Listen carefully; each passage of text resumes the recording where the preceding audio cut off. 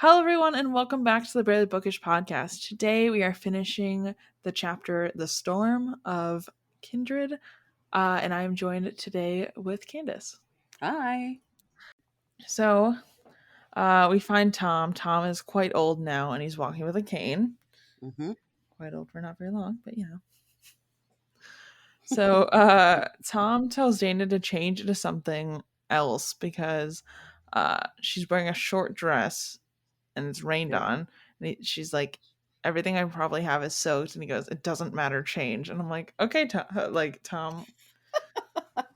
He's offended by how cute she looks. That's what it Truly. is. Let's be honest. I will say, though, the other thing you have to think about, too, is like, if you were Dana, wouldn't you, like, there would be a small conscious part of you that'd be picking your outfits based on if you got sent to the past again.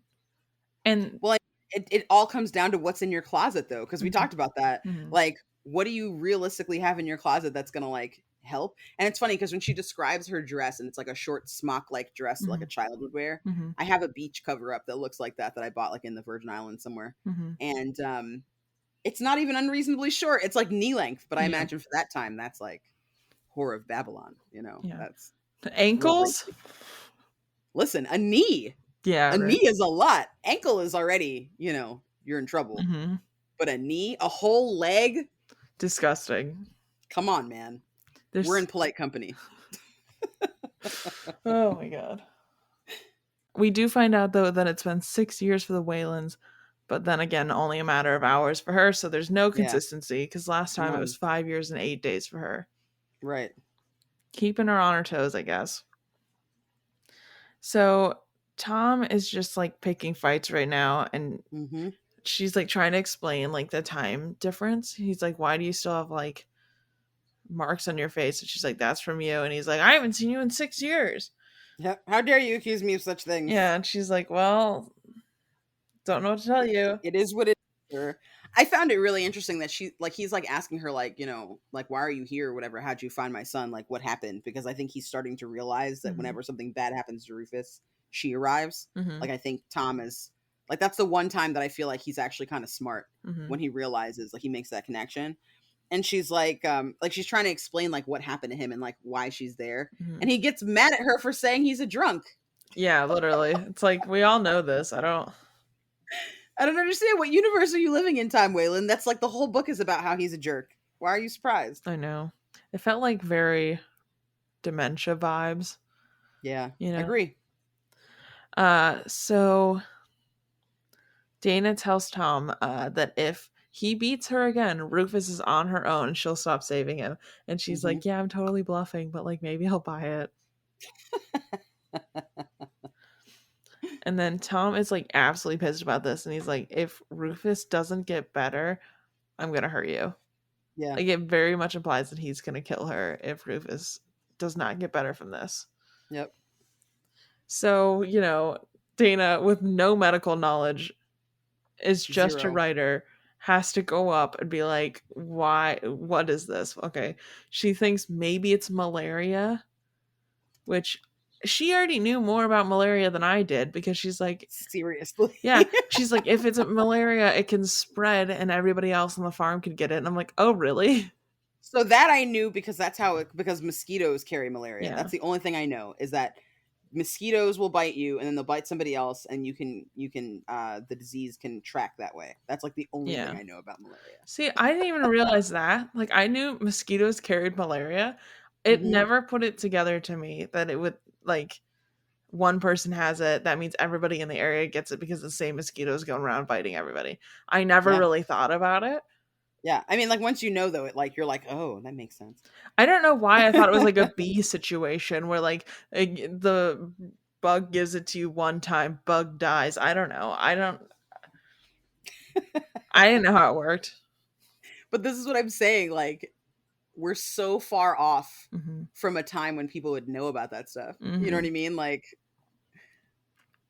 I think the reason that she knows about malaria, I feel like there was more attention drawn to that in like the 60s and 70s and 80s in Mm-hmm. science, like in the science field. Okay. But I couldn't swear to that. I know. I'd be like, oh no, you're dying. Like, Can I take my sister back in time with me? She's studying to be a doctor. Maybe one of us will survive this because, Oh my god. you know, my sister Caitlin's trying to be a doctor, and I could just, if I have medical problems, I just like call her up and I'm like, hey,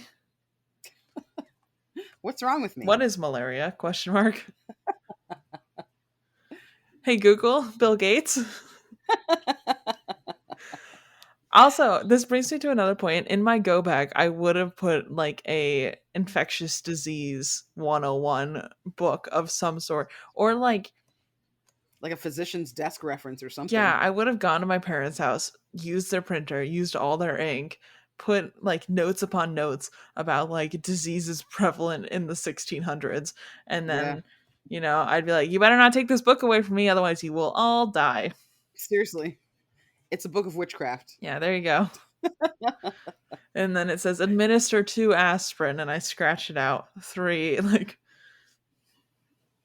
Yeah, I was surprised by how like there's such a fine line that Dana has to kind of walk on. mm-hmm. Like she's obviously not a doctor, but she's more of a doctor than their doctor. Yep. And then like there's all this expectation Mm-hmm. placed on her, right? As though she can control whether somebody lives or dies. And like in this time period, you'd think that there'd be even less of a burden Mm-hmm. for that because again, women used to die in childbirth like all the time, like Yeah. literally all the time. Right? Women used to die, people used to die for nothing. Like, oh, my horse went lame on the road. It was Mm-hmm. cold outside. I froze to death on the Mm-hmm. road. Like, who dies of that anymore? Like, once in a blue moon, if there is a crazy superstorm and Mm-hmm. someone gets snowed in, I think the last time I heard of somebody dying from that, there was like a crazy blizzard, right? And it Mm-hmm. was like 2 cars, not like a bunch of people could die that way. You know what I Yeah. mean? Like, so, I think that it's crazy that they like put so much on her Mm-hmm. and there's no way for her to like live up to that standard.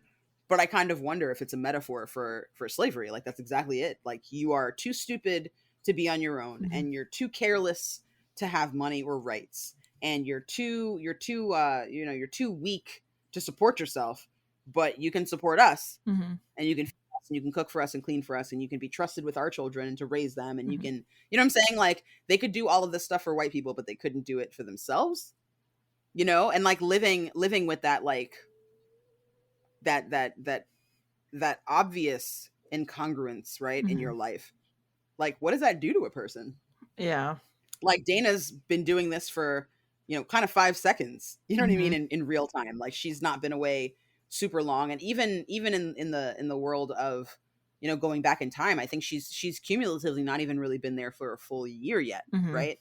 Um like how does she process that? The weird thing too is Tom views her basically as a witch. Yeah. It's like that's not helpful either. No, because then there's no limit to what they might expect. Yeah. Like it's so weird. Like it's so strange. Yeah. So, basically everybody's catching Dana up on their lives. Hmm. We find out Alice is still getting raped by Rufus and has lost 2 babies, and the only one that survived so far looks white. So Hmm. Alice is not too happy about that. They named the Yep. kid Joe. So that's not who we were waiting for. Not yet. I forgot who we were waiting for. I'm gonna be completely real. And they're like, Oh yeah, no Hagar. Hagar. And I'm like, who's Yeah. Hagar? Yeah. I was surprised Mhm. that she wasn't there yet. But I suppose I shouldn't have been because there's still more book. And obviously, once that little girl is alive, I'm Mhm. sure that she's going to do everything she can to be as ambivalent as possible Yeah. about Rufus's life and death. Yeah.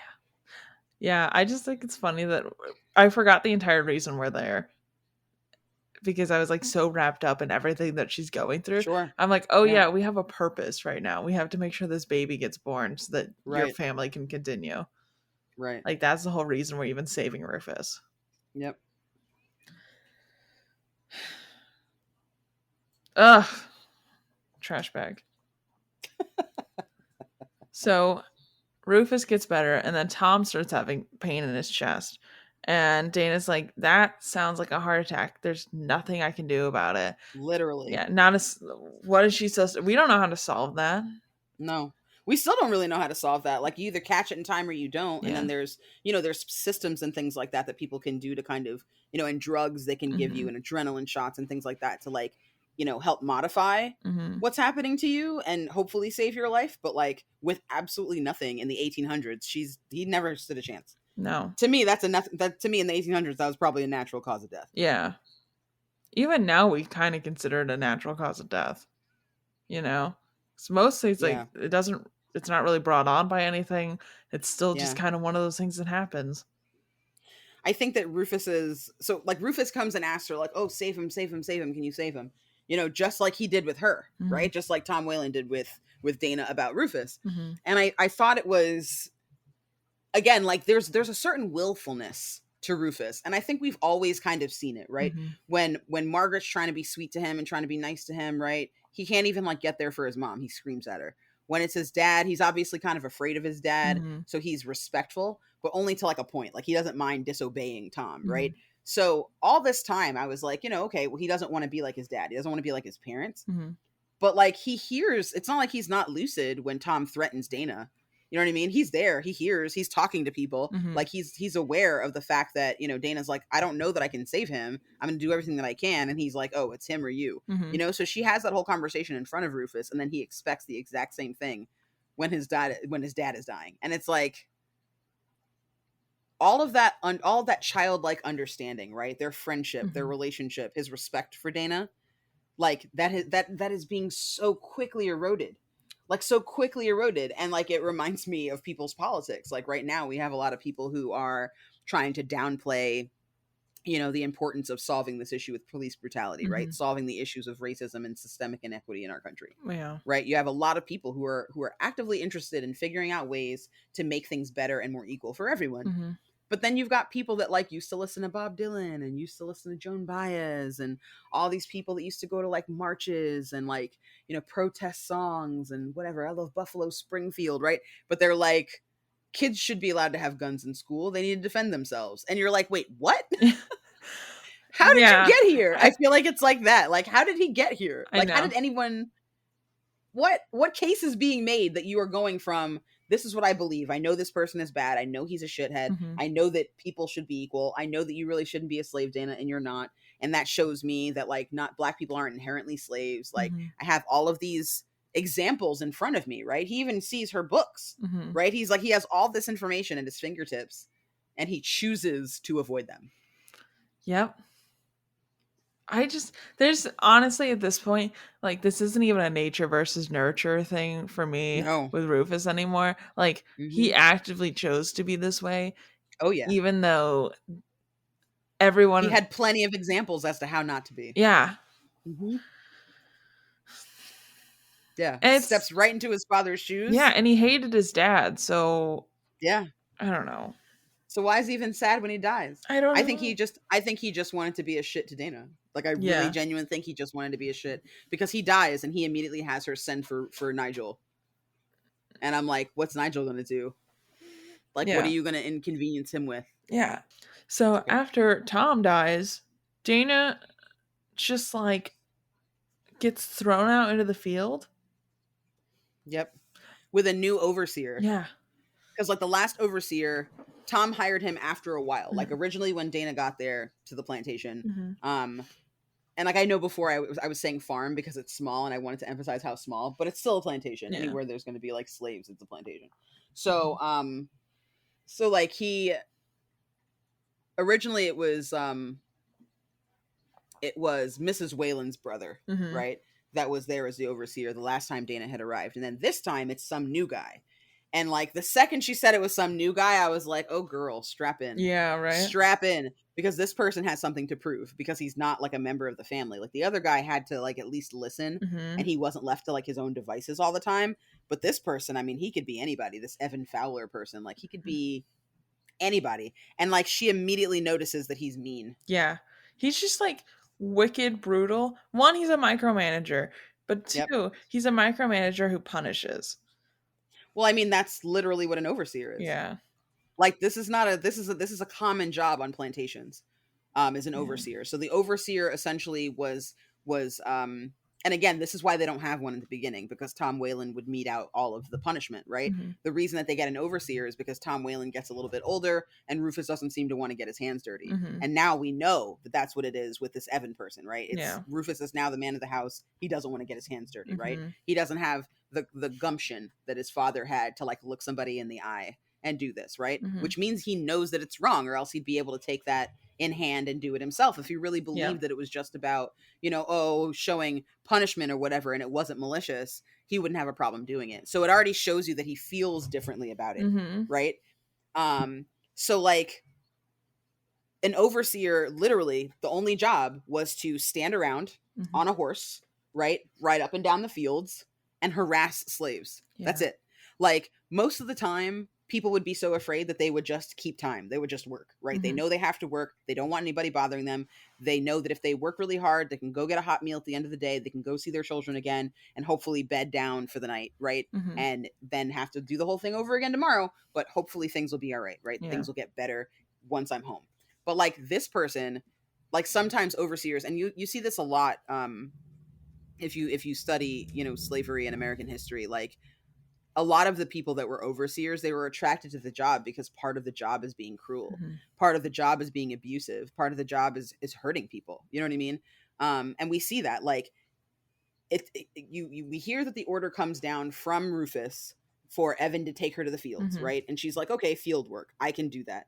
But it doesn't occur to her that he's gonna like beat the living daylights out of her if she can't do the work. Mhm. And the work is backbreaking. It's not like it's easy. Like a lot of times when I think people talk about slavery, they're like, oh, they were just picking cotton, no big deal, just plucking little buds off the vine. No, Yeah. when you pick cotton, it's like really rough. The Mhm. husk is really sharp. The edges of the plant, it's not like a plant that is easy to work with, Mhm. right? It's not like inherently soft at all. It's made soft through like the milling process and refinement and all that stuff. Like all the things that you do to treat cotton is like what makes it feel the way that we know it as like a soft material. Mhm. But the actual plant itself is actually really hard, and it hurts your fingertips swinging one of those sheaves, right? Like she's out there with like the big sheave trying to like slice, Mhm. dice with like one of those like oversized scythes. That takes Mhm. so much strength that she damn sure doesn't have in 1976 as a writer. Okay, I can testify, as Yeah. a writer, like Eh, upper body strength is not the name of our I've game. got one callus on my thumb. Okay. I've got carpal tunnel. Yeah, That's that's basically it, right? so she's like, okay, well now I have to swing this gigantic fucking thing. So she's going as fast as she can and she's looking around and like she's slower than the other people, but she's keeping up and she's still getting hit. Mhm. Because again, the whole idea is I'm going to put fear into your heart Mhm. every second of every day as like as a field slave. I'm just going Yeah. to make you scared all the time until one day you either are, you either like age out. Mhm. Like they have a lot of older enslaved people in this book that they talk about, that used to work and do Mhm. different things, or something bad happens to you out there, right? Like it's just one of two options. And the bad could be you give up and you're just like, I can't, and you wait for the overseer to turn his back and you run away, Mhm. right? And hope for the best. Mhm. One of them is the overseer kills you because you're out there and he wants to set an example Mhm. to the other slaves, right? So how better to do that than punishing the hell out of somebody who made a mistake? But I mean, we're talking like 80, 90-degree weather, right? No breeze, out there all day from like 6, maybe even 5 a.m. Mhm. until like 7 o'clock at night, 6, 7 o'clock at night sometimes, right? Like a full day of backbreaking work, and then you also get beat even when you're doing your job, like even when Yeah. you're doing it right. I also So the overseer was like that was a common role Mhm. because like he was hired so that the rich people wouldn't have to be bloodied, you know. I also have a hot take, and I need your Hmm. opinion before I proceed. Sure. Yeah. Cotton plant. Do you think it's pretty or do you think it's ugly? um that's a hard one. That's a hard one for me because the cotton plant, I've always kind of recognized it Mhm. as a symbol of slavery, so it's Yeah. hard for me to look at and be like so pretty. Okay. But I mean, inherently Mhm. it's a plant that is lovely, right? It Mhm. is plants are largely beautiful. Yeah. So very mixed feelings. See, so I've also every time I've seen a cotton plant thought it was ugly because, Yeah. of the like inherent symbol of that plant. Yeah. I saw someone's Bookstagram feed like about a month ago that was Mm-hmm. like multiple times was using cotton plants as a prop in photography. Like something about that doesn't sit right with me. I'm gonna be real. Yeah, that's a little disappointing. But I But also, again, that person is probably very yeah, ignorant to maybe the they didn't meaning of cotton. know, but I'm just Yeah, like, they probably just don't know. how do you not Or they know? know and you should stay away from them. Yeah, but I'm just like, how do you One or not the other. know? Yeah. And it's like their Yeah. feed would have been really beautiful had that not been a prominent feature. Like that stood out more to me than the book, but mostly because it just drew my eye, like going, "What the hell is that?" Yeah, I feel you, man. I feel you. Because Weird. it gives you pause. Hmm. I can't look at it without thinking of that. Yeah. Hmm. Okay. I wanted to make sure. Not just you. Yeah. I was like, "Am I the bad guy here?" Right. No, you are not. Okay. Sometimes No, I'm you are like, not. maybe I'm reading too much into this, right? Like, I would have also been like, why wouldn't you have just used like a pussy willow or something? yeah. I You know what I remember mean? someone Like, picking out one of those fake cotton flower like plants hmm at a like I was in a Michael's or something, and I was like, hmm "Mm, yeah, yeah, yeah. I absolutely get it. like something about that Similar emotion. seems a little Hmm. white to me, but Yeah, yeah, I don't know, man. I'm not sure yeah. how I feel about that one. Totally feel you. The one thing I want to mention about this part was that another person was like, "Hey, make sure when you're working hard, he's trying to scare you to see how hard you can possibly work. Hmm. Slow down a little. Even if you Yeah, get beaten now, it'll be better for you later. yeah." And Hmm. that was chilling for me. Yeah. Yes. The Yes. amount of people that Especially knowing like the dichotomy Mhm, of, you know, the stereotype of a lot of black people that stems from this time mhm, is that we are easygoing, carefree, and lazy. And that's why you have to have an overseer, mhm, because like the slaves are so lazy because they're black, and black mhm, people are inherently lazy mhm, to these backwards ass people, that you need to have somebody watch them, or else they're not going to do what you want them to do. And it's like, okay, well, I mean, shouldn't that, instead of telling you need to hire a white person to do another job, shouldn't that instead make you go, okay, well, if they're running away from their job and it's not fun for them and they're not having a good time, yeah. maybe I'm doing something wrong. But that was not the thought, because black people were basically like, it's like whipping a cow or a horse, or, you know what I'm saying? It's Mhm, like, beating a mule that like is lame and needs to get back up, and trying to inspire it to go and do its job. Like that's exactly how they saw mhm, black people at that time. So, it's so visceral mhm, reading that, because you're just like this lady is like, again, I think a lot of times like these white people kind of convince themselves at this time that like black people were also less intelligent, right? There's all kinds of like, up until like the 1970s, there were white scientists trying to convince people that black people's brains were smaller, and that, we were less human, and that we were part ape or part pig or part whatever, right? Like all kinds of really disgusting theorism, mhm, right? And like, when you consider what this lady is basically saying, like she is present enough and intelligent enough to warn this person and caution her yeah. to chill the fuck out, because no matter what you do, this is going to be hell. Mhm, So this is the way that you can make it the least hellish.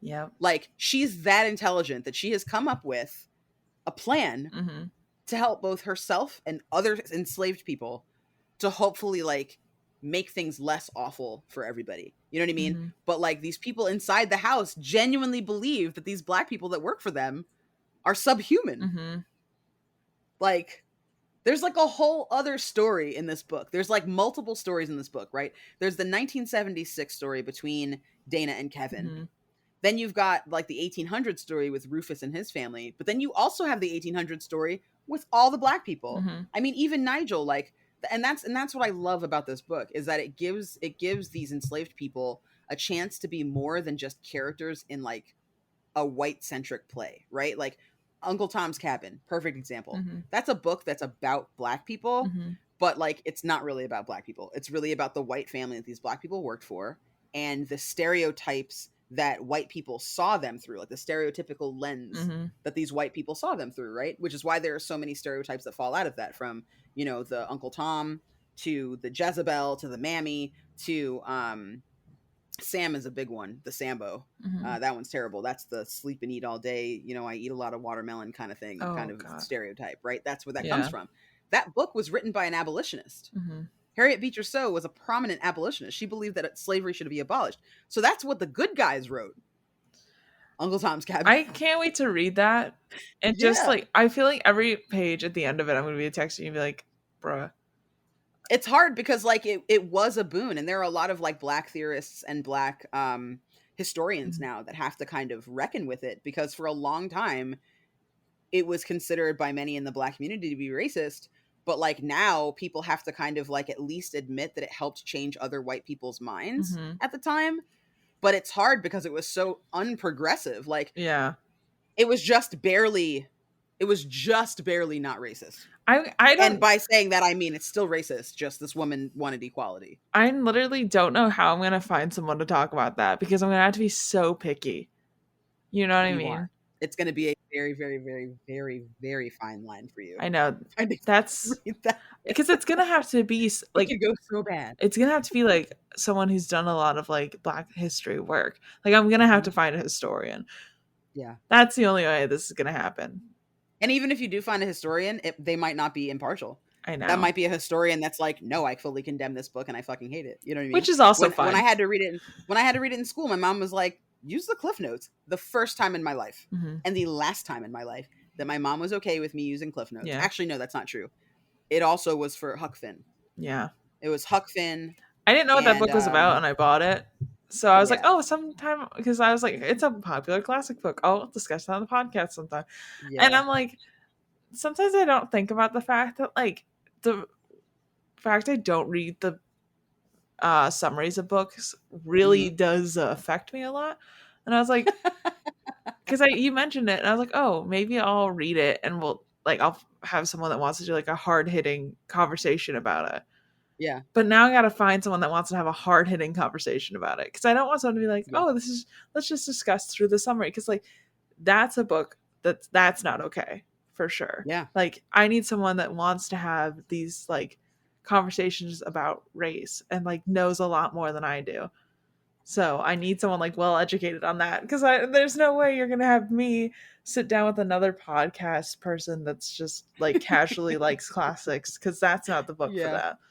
No. It's gonna be on the shelf for a long time until I find like that perfect person that I'm like, hey, do you want to talk about racism for like 4 days? Because Yeah.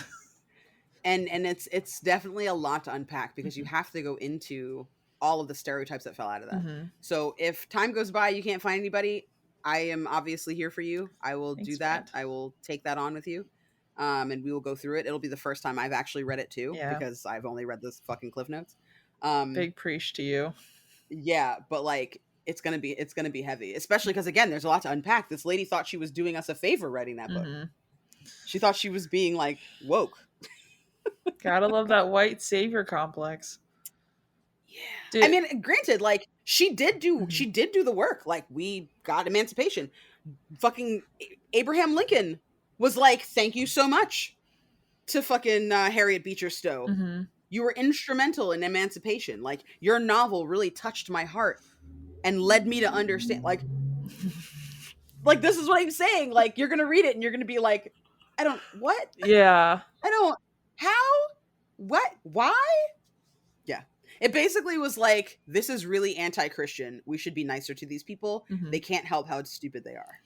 Like that's basically the book. I feel like It's really hard. I'm It's getting really to a hard. point where I need to when I go to Books a Million, I need to wear my podcast merch because they have to think I'm racist at this point. Like they have to because I picked out today. I got that and I got what else did I get? Charlotte by Emily Bront. Is that no Jane Eyre? Sorry, Jane Eyre Hmm. by Charlotte Bront. Charlotte. Yeah, Hmm. I got those two books, and I had this very pretty alternative person check me out, and didn't say a single thing, but they have to think it right, like You don't just buy that book on a whim. When I worked at a bookstore, Mhm. I tried not to judge people by their book Yeah. purchases, especially when they bought the cheap book. Yeah. So like the books that are like the retellings or the like the new version where it's like $5 for a fancy hardcover book or whatever. I tried never to judge people Mhm. on that if I could. Now, if they had other markers that Mhm. made me go, then I would judge. You know what? I'm getting the Barely Bookish tote, and that's gonna become because I have one on my merch store. I'm just gonna Mhm. get it because my shirt sometimes just isn't clean, and at this point, I need to just keep it in my car so that when I go to Yes. bookstores, people are like, "Oh, she's here for a mission." You know, Yes. instead of being like, Yes. "Oh, she's here because she's a racist and she likes classic literature." You know, like, what did they think when Listen, I bought? it's you didn't buy fucking Birth of a Nation, so Yikes! Yeah, better than nothing. yeah. Oh, okay. You know, it's fine. It's fine because whatever. It's fine. I'm doing great. Agreed. Yeah. And of course, they're like at that point where it's like the Christmas season. They're like, "Would you like to give money to the poor?" I'm like, "Uh, "Sorry, no."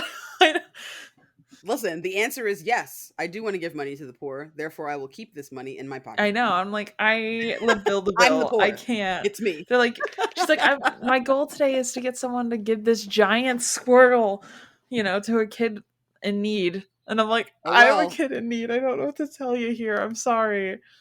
Oh well. Yeah. Nope. It won't be me today. Yeah. But thank you so much for your interest. I know. I'm like, okay.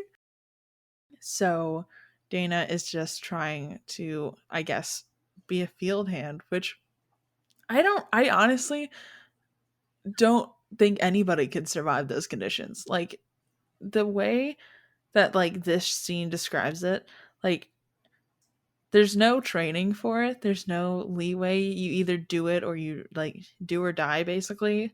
Yeah. And like we had kind of talked a little bit about last week how one of the other women was telling Dana to slow down because Mm-hmm. if he knows that she can perform at this level, Yeah, he'll hold her to then it. yeah. Mm-hmm. So like that's kind of what we're seeing again at the beginning of this section. So Dana's trying to cut the stocks, and no matter how fast she's going, she just keeps getting hit throughout the day. Basically, just like keep her on her toes, I guess. Mm-hmm. And it's just, I couldn't imagine an 8-hour day of this. Yeah. Like that just doesn't seem real to me at all.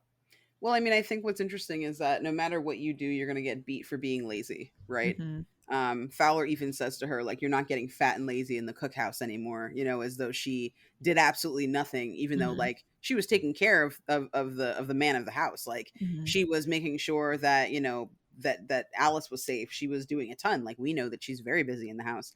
But the what he's saying, I feel like it's also designed to kind of drive a wedge in between the people who work in the house and the people who Hmm. work in the field as well. You see what I'm saying? Like, and that's something that actually has kind of continued um, into like pieces of Black culture. Like that's like a seed of discord that was sown so long ago. Like, you know, darker skinned people were normally field slaves and Hmm. lighter skinned people were normally considered house slaves, right? Like they were presentable to your company and whatever, and usually those were your master's children, right? Like the Hmm. person who was in charge of the plantation would be the person usually who had fathered these lighter skinned children, right? Hmm. So it was considered, positive, or you're fancy or higher class because you are, in the house, you're more presentable and more attractive than the ones that are in the field, right? Which is something that like colorism totally exists in the Black community. It's something that I think people have become far more aware of. But I remember my grandmother used to tell me, I mean, I'm a pretty fair person for Hmm. a Black lady. I'm on the fair side, and my grandmother, I remember, used to warn me not to play too long in the sun when I was a kid. She was from Texas and she was very Hmm. fair. She was like your complexion. Hmm. Um, so colorism is something that we see last a long time. And those seeds of discord were sown all the way back at this time. You know what I mean? When, even now, like laziness is something that is associated as a negative stereotype with Black people, right? Laziness Hmm. is like Blacks and, Latinos, people like saying that we're lazy, which Hmm. like that's obviously not the case. This is a Yeah. Herculean task. Like no one could have really completed this job to anyone's satisfaction back then, particularly without like being conditioned for it or knowing that that's what's going to Mhm. happen to you. You know what I'm saying? And it's an impossible feat Mhm. to rise to this, right? But you're still being tested on metal that nobody has. You know what I mean? Like it's like Yeah. this unreachable goal basically.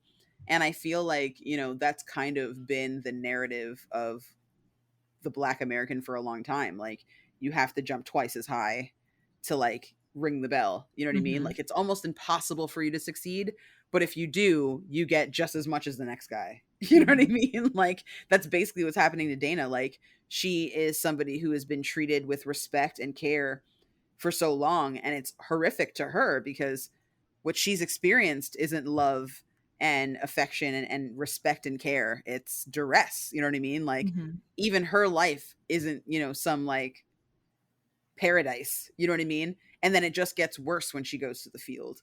So like Mhm. even the impression that like, her life is somehow luxurious compared to these other people, it's technically true, but everybody is suffering. You know what I mean? Yeah. Under the thumb of this system of oppression. So I found it very hard to read this section. Like it was very intense. Like Yeah.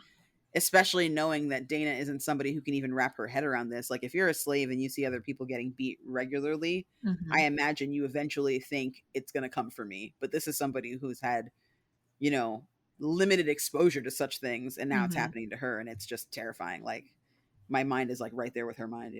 I know, and it's like the only thing I can think to even remotely compare it to, like in modern day, is like if someone just like dropped you in the middle of a 10K and said you have to run 6 minute miles, and Yeah. like while that's like so low stakes, it's like that's the only thing I could possibly, I feel like when I read things, I have to find a way to like relate it in my mind. I Hmm. don't know why I do that, but I just kind of do, and it makes things make sense to me. And it was Sure. like that was the only thing I could like possibly think like what that would be like. Yeah. And obviously that's just not the same, but it's like that's such a that's such a high stakes scenario that there's nothing I could even think to really compare it to Yeah. get like the same level of like hardship, I guess is what I'm trying to go for, Yeah. maybe. I mean, it's hardship and Mhm. impossibility. You know what I mean? Like you're Yeah. going to get beat no matter what you do. Yeah. I just can't So like you imagine it. just do the worst that you can do so that you can take this like horrible beating now and Mhm. hopefully have a less terrible one in the future. Like Yeah. having to decide, how you're going to spend today because it's going to directly affect tomorrow. Like Mhm. that's not something I feel like anybody really thinks about anymore, like especially with technology and the internet. Like Mhm. people go online and they, crap all over somebody on Twitter and don't think about it the next day. They just go about their business. That person's still in it, you know what I mean? And Mhm. they're just like, yeah, anyway. So like I feel like there's a sense of impermanence that we have because of technology now, Mhm. but that's all this was permanence. I Like know. what you do today will directly affect how tomorrow is going for you in And more it's ways like than one. Like that's yeah. terrifying. And, like, the adrenaline that had to be coursing through would be Yeah. like, this would be her best day she could ever possibly do. Yeah. Tomorrow, she's obviously gonna be sore, Yep. and, like, would drastically do worse and decline, but, like, Yep. she physically can't, because then it'll just get worse for her.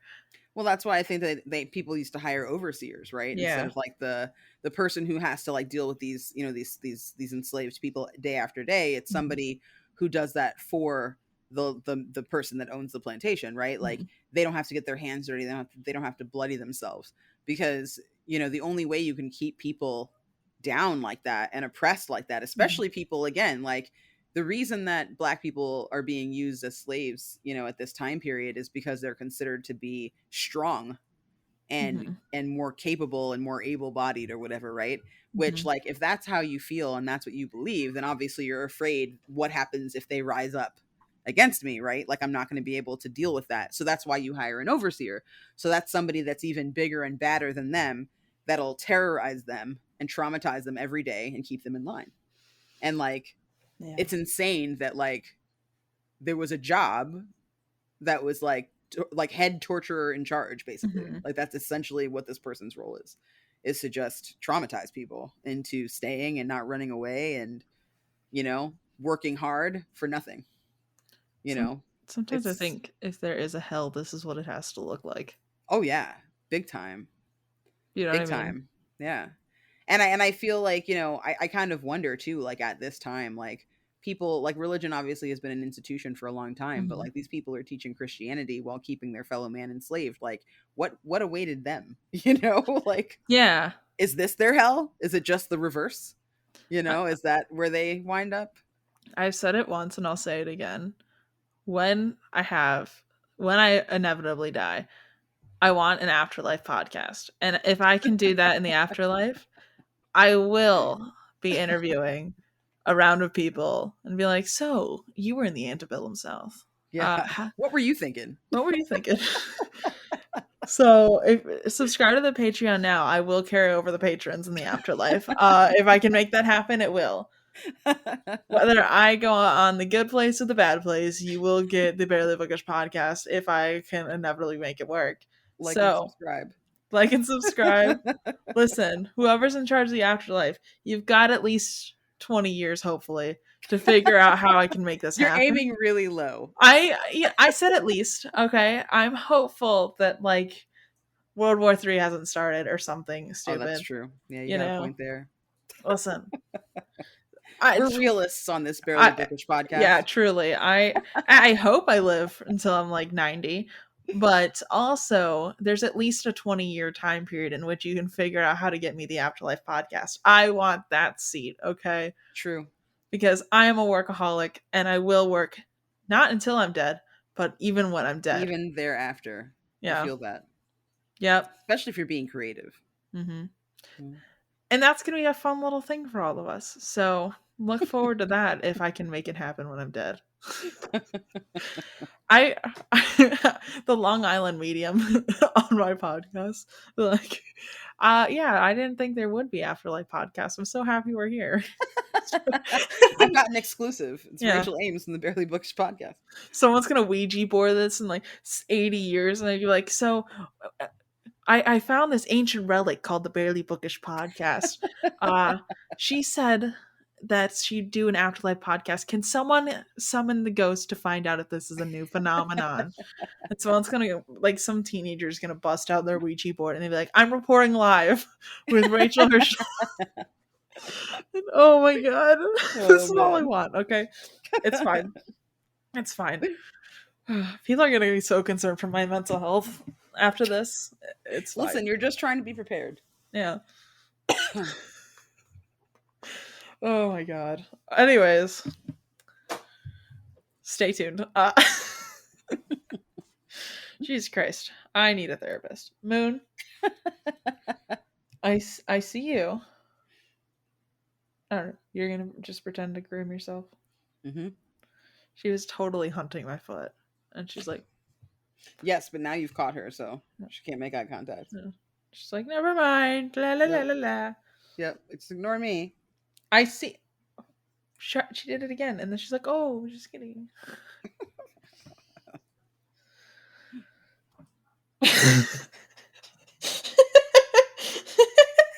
I looked under my desk. All I see is her eyes. Does she have her little when your cat gets its little like front cheeks Mm-hmm. and they get real like round right here? Yeah, her face is getting longer now that she's here. I'll show you because now you can see her. Now that she's growing a little bit, her face is longer. Look into the camera. Hey, look. You are so cute. But now Look her at face is you. long. You are so cute. Yeah. Yeah, you see the little roundies on either side of her mouth, Yeah. like her little, like where her whiskers are. Yeah. So I've noticed that when those get really round and puffed out, Mm-hmm. that means that they're feeling either really frisky or annoyed. Because every time my cat bites me, he's got those little puffs out, and I've come to notice this now. So That's I'm passing funny. that information on to you. Thank you. I appreciate that. Apparently, I loosened this a little bit, and now this side doesn't work. But whatever. I need new headphones so bad. But it's fine. Same. My left ear does not work either. So Really? That's weird. Mhm. Why is it both our left ears? I don't know. Okay. Sorry, I think I got us off topic. No, you're fine. I think I got us off topic because Moon just was like hunting me, and now she's just like sitting here on my desk, like sitting like at the corner, staring at me, and I'm like, "Hey, hey, dude, that's kind of loud. I'm gonna be real with you, Chief. Hey, everyone can hear you hunting, and it's rude." Okay. Go play with your rat eye. It's over there. Look, look. She's not like Hope where I can fake throw things. No, cats don't do pointing. I know. Like, and I Hmm. dropped shit on the ground and I'm like, you cat, eat. And Yeah. like I point at it and she No. just following the finger. And I'm like, Yep. down. Like, Yeah, my cats are the same way. oh my Yeah, god. Ugh. like there was once a lizard like right next to Momo's paw, and I was like, "It's right there," and she was just like, "I'm looking at your hand." I'm like, "This lizard's gonna crawl on you. He's just gonna crawl right on your stupid face Yep. while you're just standing here. Are you gonna get him?" Yeah. And then finally, I think its tail like touched her foot, and she was like, "That! Oh shit, a lizard! Why didn't you tell me there was a lizard here?" I'm like, "I did. I Yeah, did I tell you." didn't realize that that's what cats were doing. And I was like, I have a dumb cat. She is No, dumb. no, cats cat their own way, and we Yeah, can't change the way that they cat. truly. Hmm.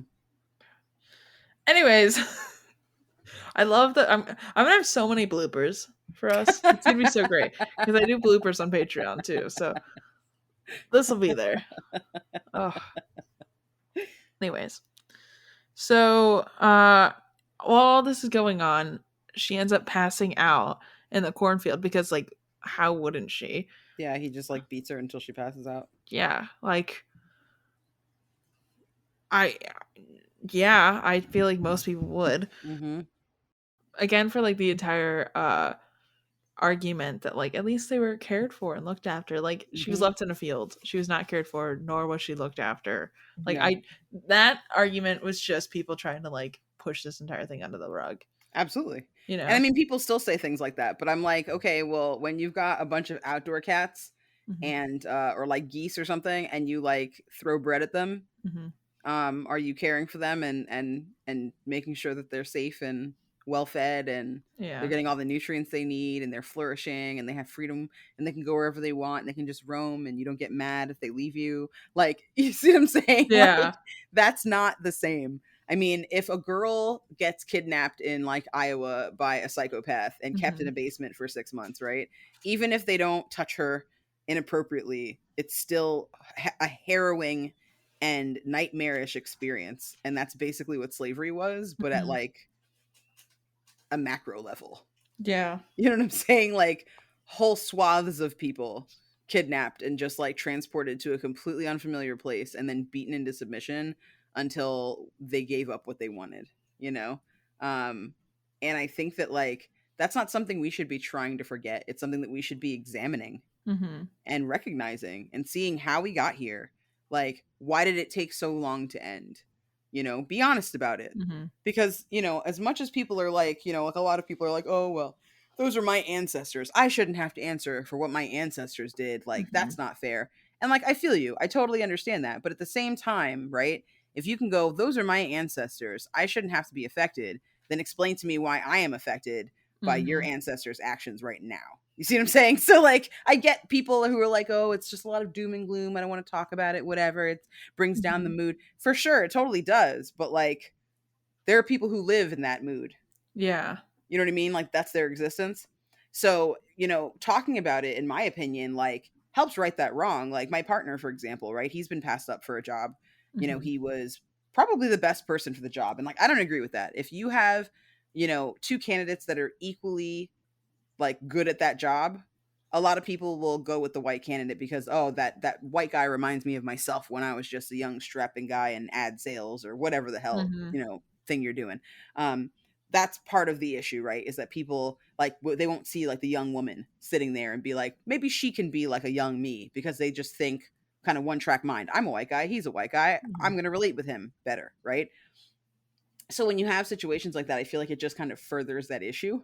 Hmm. um, and I think talking about things like that, like, kind of helps balance those scales. Like, even for Dana, like, there's a lot that she's experiencing that she doesn't know because she has a limited amount of books to read. You know what I mean? Like, there are things she's surprised by. Like, you would think that she would have expected already to go to the fields and what that would be like. You know what I mean? But that's not something that that's not in her wheelhouse. Like, she doesn't even, that doesn't even cross her mind that that could happen. You see what I mean? Like, that's Yeah. how random and unpleasant it is. And I don't know. It's crazy. Like I think when people say things like that, like, oh, they were cared for, they were well taken care of, whatever, at least they didn't starve. It's like, yeah, but that's what you do when you kidnap somebody. You got to keep them alive. You don't want to kill them because Hmm. then you can't get what you want from them. That's nefarious. Yeah. Yeah. I will say this book has opened my eyes so much more too. Like I'm so much more like sensitive about a lot of things. Yeah. Like we like live right, like my work is right by MLK Street, and I was Hmm. thinking like while I was like why there, I was like, why is it that every MLK drive is a little sketchy? I'm Yeah. like, is it because they purposely put it in cities and not a great area, and then they budget it down so that it only attracts people who can like Yeah. barely afford to live there? Yeah, it probably is. That's absolutely what it is. I'm And like, then they like deepen mhm, that kind of, affront, right? They mhm, deepen that disrespect by then like neglecting that part of town, so it gets mhm, worse and worse and worse and worse. And now you've got like this really awful street in the middle of town that's tied to one of the greatest civil rights activists, in the mhm. in known history. You know what I mean? Yeah. So it's like, again, like then it helps people kind of conveniently put an entire race of people in a box, right? Mhm, And say, oh well, they're less fortunate, or oh they're poor, or oh they're this, oh they're that, right? Like it kind of allows you to compartmentalize, which is largely what's happening in this book. Like mhm, Dana is impossible to categorize, and that's something that people have a very hard time with. You know what I'm saying? Like mhm, both the slaves, the enslaved people, as well as the people who are in charge. Like all of them have a very hard time with her for a variety of reasons. There's mhm, nowhere she really fits, per se. And I think that like that kind of separation, um, is what keeps that rhetoric around. You know what I mean? mhm. Because people don't know if when they like I, for example, someone's called me lazy, and it was definitely in a racist way. Hmm. I was sick, Mhm, and I was called lazy, right? And I'm somebody who, I work until the job is done. Like I am certainly not lazy. Like I mhm, do as much as I need to do. So where does that come from? How is that the first place that you go to when referring to me? I could see if you said that, maybe I dropped the ball, right? mhm. But lazy, like that comes from somewhere. Yeah. You know what I mean? And this is where it comes from. Yeah. It's that old and that like long lasting. So like there are things that, we do have to face. It's not about, dredging up the past or whatever. It's that the past is absolutely still here. Mhm, It's just that some people don't realize it. Like how people are just now recognizing that Romani is the right word, not gypsy. And that's like a racial slur. And it's gross to say to people, right? yeah. Like I feel like it shouldn't have taken that long to like listen to an entire group of people when they say, hey, please don't call us that. It's really shitty. You know what I mean? Like, Mhm. but it did. Yeah. You see what I mean? So like I think that, making progress is all about a willingness to do so. And I think like unwillingness to like look at these kind of hideous parts of the past only has you repeat those mistakes in the future. Yeah, for sure. I so much. Just so many thoughts and so many Yeah. feelings that it's just like I'm just I feel like reading this and being able to talk about it with you has already made me a better person. And it's like Aw, I thought I was like good. on a good track, and then like there was things I didn't notice before that like reading this and I'm like just talking with you and everything. I've just been a lot more critical and I'm like, "Ooh, I like this for me. I like this journey that I'm on." I am very, very happy to have introduced you to this book Thank and you. obviously happy that we are friends. I know. I'm like now I want to read more of her books though, which is going to Yeah, be like she's chaotic. she's really good. I would say that this is the one that is the most forward Mhm. with its perspectives on like race, right? Yeah. Its criticism and analysis of race and history. Her other ones tend to be a little bit more sci-fi. Like the one that I read most recently was Fledgling. That was actually her last book, Mhm. and it's about a vampire, a black vampire, Ooh. and that definitely deals with the topic of race, right? Like I feel Mhm. like it's kind of inextricably linked to all of her work because that's the type of author she is. She is Mhm. somebody who examines, regular life through the lens of the sci-fi fantasy world. Yeah. um I think she's created a really rich tradition of doing that too. Like I love seeing, all the people that are doing that out, now even more than they used to, Mhm. in the sci-fi field and fantasy field. But I think that, this one is just kind of like leading with that as a plot point, Whereas like something like Fledgling, that's something that becomes a plot point after you've kind of become acquainted with the story itself. It's kind of like an undertone, I guess. I really want to read that now because I feel like vampires are always too white. Like Yeah, this I one, it's very interesting. It's a yeah. very interesting read. It might be a little controversial. I don't want to like go into it too much because I don't want to like ruin anything. Mhm. But like get through the first third of the book Okay. and then keep going. Like there's something that happens that I'm just like, questionable. Mhm. Um, but like it's not. It makes sense. The thing that's like controversial about fledgling is a Mhm. theme that Anne Rice has explored potentially more explicitly Okay. in her books. So I don't think anyone can really like get mad at this lady for this piece Mhm. of the puzzle. And that's all I'll say. I don't want to Okay. like mess it up. But it's a good read. It's Isn't interesting. Anne Rice the woman that sued fanfic writers? Is that her? No, that was J.K. Rowling. Was it J.K. Rowling? I Oh thought yeah, someone did it before her. she brought a ton of people down. I don't know about Anne Rice. Maybe I could be wrong. But she really celebrated like people's like love and acceptance Mm. of Lestat. So I feel like it might not be her, but don't quote me on that. I'm not sure. She just recently passed away. She Oh. did an interview with the vampire. Maybe that's why I recognize her name. Hmm. She also wrote the screenplay for the movie too. I need to Google really quick who it's gonna bother me, and I'll keep thinking about it if I don't Google who sued. Who sued? Because I'm thinking I don't think it was J.K. Rowling. Fanfic writers. Hold on. Well, Rowling definitely had a sweep actually. I Yeah. remember she because I knew somebody who had like an online friend this happened to. She had a fan site, like a Harry Potter fan site, like an Alta Vista fucking like 2001 fan site or whatever. And J.K. Rowling's people sent her a cease and desist. She was, I think, 16, and she had a bunch of followers and stuff. And she would just publish like tons of content and like fanfic and stuff, and like talk about Harry Potter theories and whatever. Because the books weren't even like completely weren't all out yet. Mm-hmm. And Rowling sent her a cease and desist, and another girl got sued by her. So I know that she did do a few of those, but that might not be the person that you're thinking of. I'm sure somebody else has done it I because googled it. It was Anne Rice I was thinking of. yeah, yeah. Yeah, that's because apparently I was listening to this thing and someone was talking about how there was like this. They were trying to find fan fiction because they really. I think it was Interview with a Vampire. They're trying Hmm. to find fan fiction for, and in the early 2000s, she went through and like sued a bunch of people, and everyone Yep. took their fan fiction down.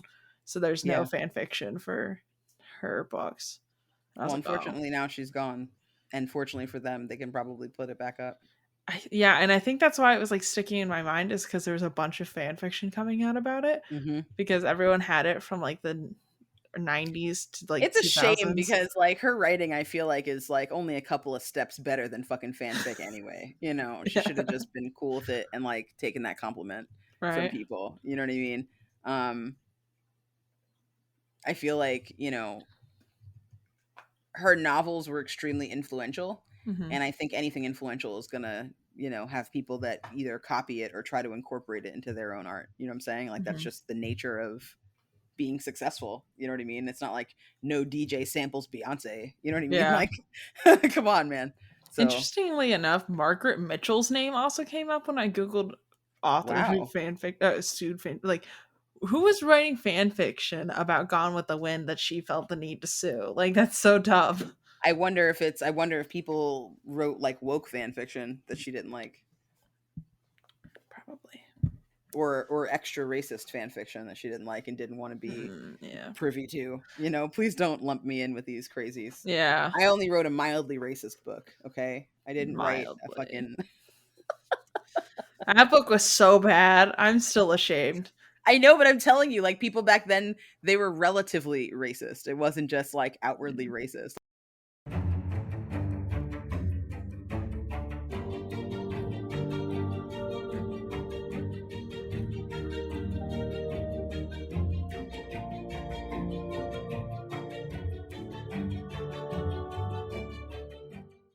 Thank you all so much for listening to this episode of the Barely Bookish podcast. If you want to find me, I am at Barely Bookish on everything.